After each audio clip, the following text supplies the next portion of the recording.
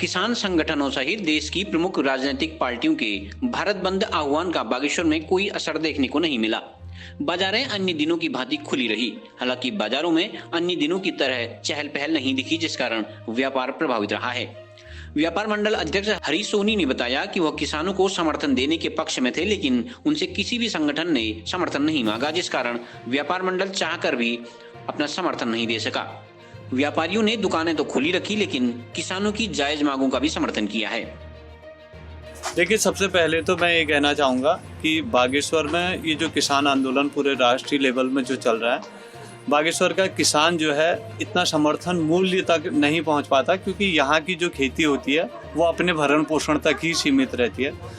और रही बात भारत बंद की, तो उसमें जो है बागेश्वर जो है यहाँ एक भ्रांति रही कि जो राष्ट्रीय न्यूज़ चैनल और सभी में रहा कि भारत बंद है, तो बाज़ार में लोगों का आने का एक आपसी थोड़ा सा मन में वो था कि कहीं बाज़ार बंद न हो। तो इस कारण क्या है, आज की जो मार्केट है बिल्कुल चौपट रही और लोग जो है बहुत कम मात्रा में बागेश्वर आए। तो बिजनेस के लिहाज से मैं यही कहूँगा कि स्पष्ट जानकारी न होने के कारण आज का बिजनेस डाउन रहा। जहाँ तक बाज़ार में असर की बात है, तो आज शायद सभी गाँवों में ये संदेश पहुँच गया था, तो बाज़ार तो बहुत डाउन रहा और मार्केट काफ़ी हल्की रही। जो लगता है लोकल के ही लोग आए, गांव की तरफ से कम ही लोग आज मार्केट में आए। बाकी किसानों की मांग बहुत जायज़ है। वो अपनी सरकार का बिल बहुत अच्छा है। उनकी एक ही मांग है कि वो एमएसपी की मांग कर रहे हैं कि आप एमएसपी का एक कानून बना दीजिए। अगर सरकार एक एमएसपी का कानून उन्हें बना दे तो वो शायद उससे किसान संतुष्ट हो जाए। और किसानों की मांग बहुत जायज़ है और हम सभी लोगों का समर्थन है, लेकिन ये दुकानदारों की मजबूरी की वजह से समर्थन बंद का नहीं दे पाए उस तरह से। तो आप चाहेंगे कि सरकार उनसे किसानों से बात करे? बिल्कुल, किसानों से तो सरकार की 3-4 स्तर की वार्ता हो ही गई है और भी होनी चाहिए, और किसानों की बातों को बिल्कुल उस पर रखना चाहिए। जय जवान जय किसान की बात तो हमारे देश में होती ही है, तो किसानों की बातों को बिल्कुल सुना जाना चाहिए।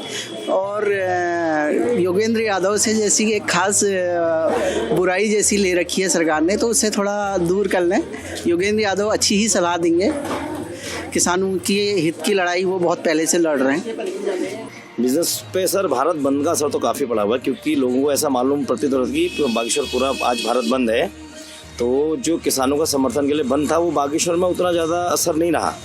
और यहाँ पर का जो गाँव से आती हमारे कस्टमर लोग आते हैं, उनको ये मालूम था कि आज पूरा भारत बंद है तो मार्केट बंद रहेगा, तो मार्केट में इसलिए आज कोई चहल पहल नहीं है और कारोबार भी काफ़ी हल्का है। आज सरकार ने जो किसानों की जो जायज़ मांगे हैं वो पूरी करनी चाहिए, क्योंकि किसान है तो अभी हम लोग भी हैं, उन्हीं से सब हमारा भरण पोषण होता है। तो गवर्नमेंट ने उनकी जो भी डिमांड है वो कम से कम पूरी नहीं तो आधी तब भी माननी चाहिए। बातचीत करनी। हाँ जी, बातचीत करनी चाहिए। का आह्वान था, लेकिन बागेश्वर में किसी भी संस्था ने या किसी भी उसने व्यापार संघ से संपर्क नहीं किया।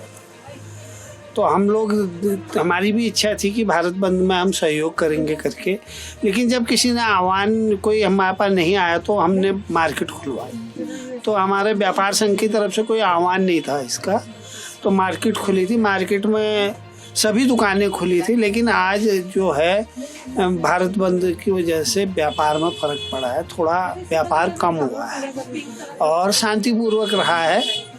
और हमारी पूरी इच्छा थी कि हम भी इसमें शामिल हों। मेरा तो कहना यह है, सरकार जल्दी से जल्दी उनकी को बात करके जो भी उसमें डिसीजन है लेके उसको निपटाए, जिससे कि आगे को व्यवस्थाएं सही चले, क्योंकि बंद होने से नुकसान ही होता है, कोई फ़ायदा नहीं होता है।